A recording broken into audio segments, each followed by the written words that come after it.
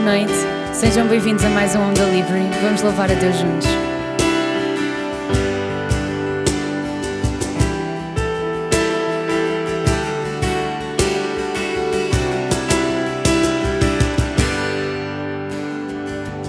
Antes de eu falar, tu cantavas sobre mim.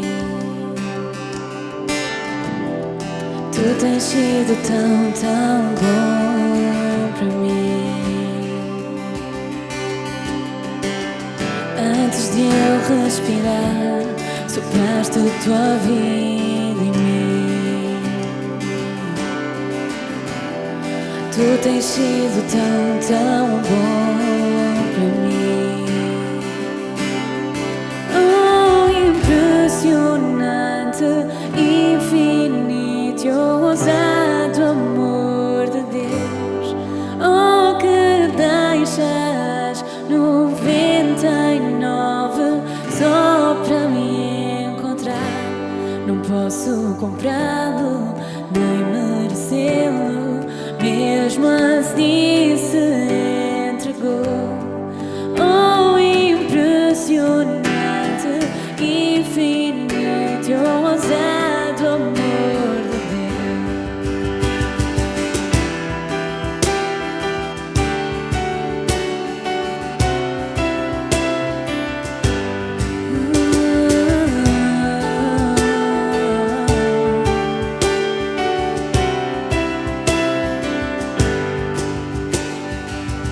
de inimigo eu fui, mas teu amor lutou por mim.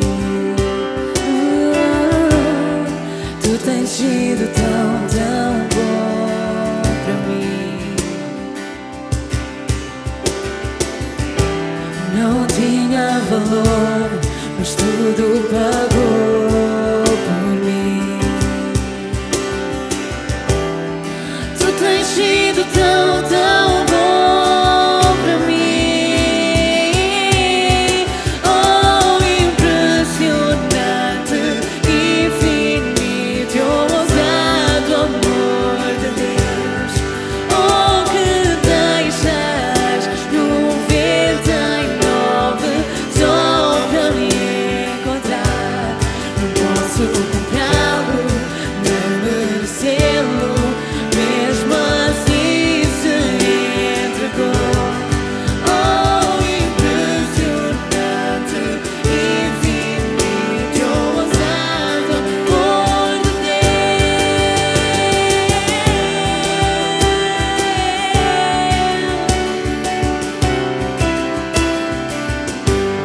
Ousado amor, ousado amor.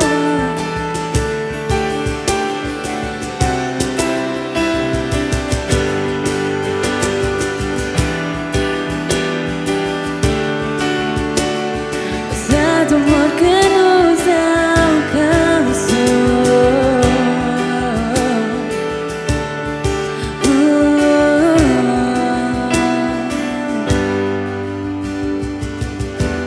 Traz luz para sombras, escala montanhas para me encontrar. Derruba muralhas, destrói mentiras para me encontrar. Traz luz para sombras, escala montanhas para me encontrar. Derruba muralhas, destrói mentiras para me encontrar. Traz luz para sombras, escala montanhas para me encontrar. Derruba muralhas, destrói mentiras para me encontrar. Traz luz para sombras, escala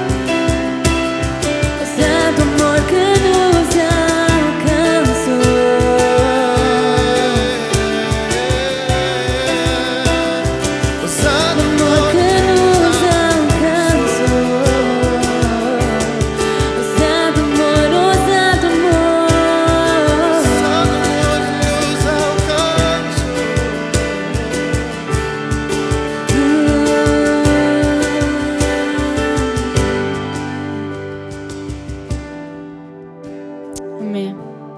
Vamos ouvir agora a palavra de Deus. Que o Senhor vos abençoe.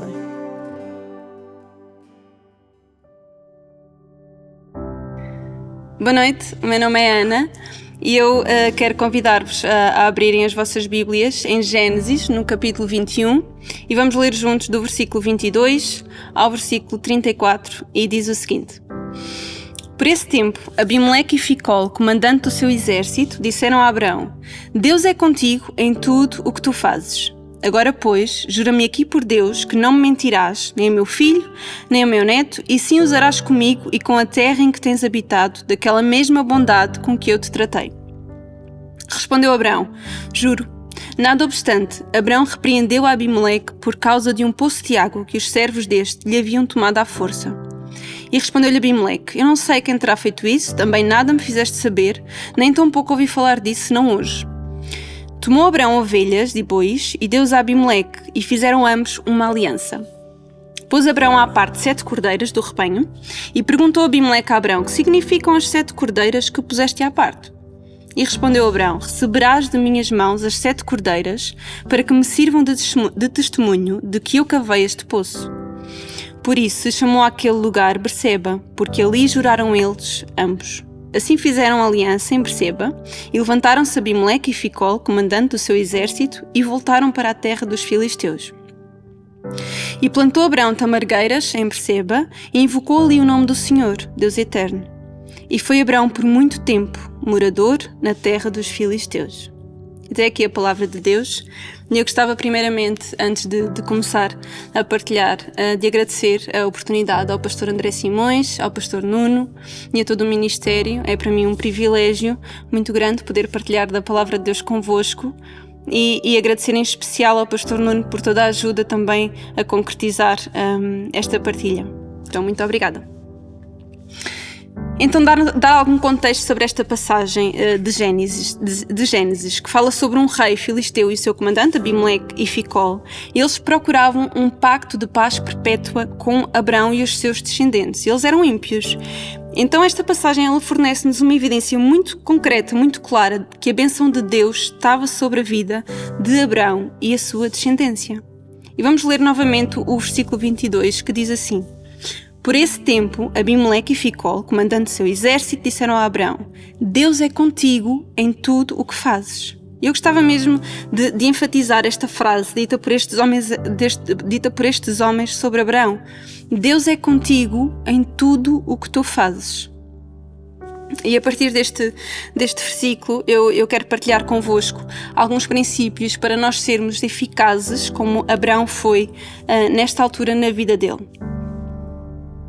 E o primeiro princípio que eu gostava de partilhar convosco é: torna-te atrativo. Então nós precisamos de ser pessoas atraentes.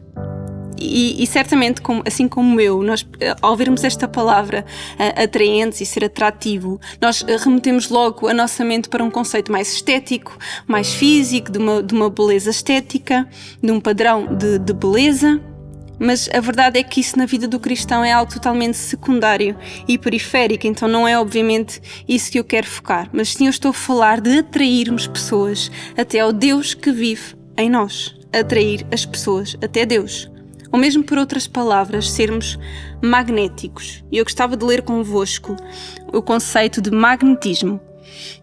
E diz assim: magnetismo é o fenómeno de atração ou rejeição observado em determinados corpos, chamados ímãs, como vocês certamente tão bem conhecem.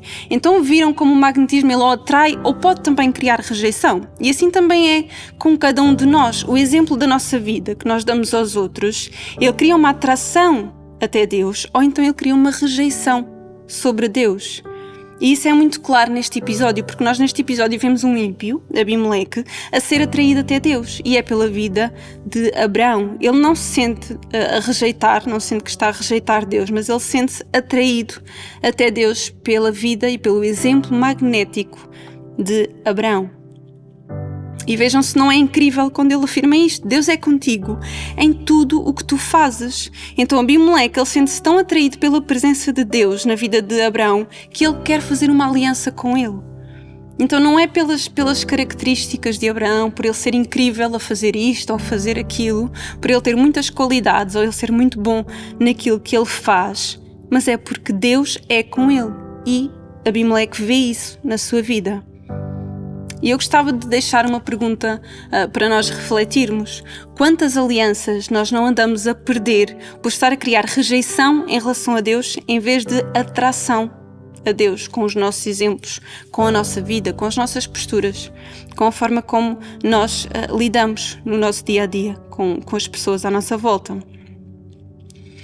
Eu gostava de, neste ponto, finalizar dando uma definição que está no Novo Testamento, nas palavras de Jesus, sobre este significado de nós sermos atraentes e magnéticos. Então abram comigo em Mateus, no capítulo 5, e vamos ler o versículo 16 que diz assim: Assim brilhe também a vossa luz diante dos homens, para que vejam as vossas boas obras e glorifiquem o vosso Pai que está nos céus.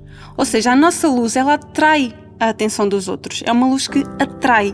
Não uma atenção para nós mesmos, até porque nós não valemos grande coisa sem Deus em nós, mas uma atenção para Deus. Daí quem vê as nossas obras e aquilo que nós fazemos e os frutos que nós produzimos, quem vê isso glorifica a Deus e não a nós, como aconteceu com Abimeleque em todo este processo de aliança. Deus em tudo foi glorificado através do magnetismo da vida de alguém a um ímpio. Quão interessante isto é. Então este é o meu primeiro ponto.